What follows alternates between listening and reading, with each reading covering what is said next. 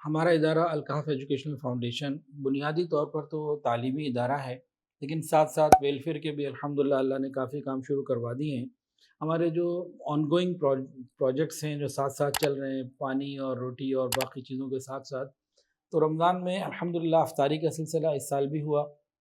مختلف شہروں میں ہوا،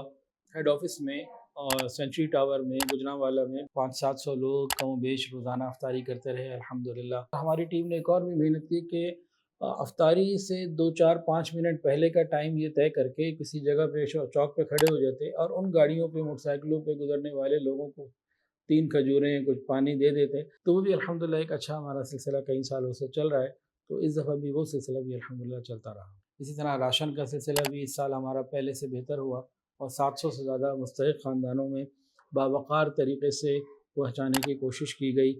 تو بس جتنے بھی ہمارے ساتھی ہیں، معاونین ہیں، اللہ تعالیٰ ان سب کو قبول فرمائے۔ جتنے بھی ہمارے معاونین ہیں، اللہ تعالیٰ ان سب کو اپنے مقربین میں شامل فرمائے۔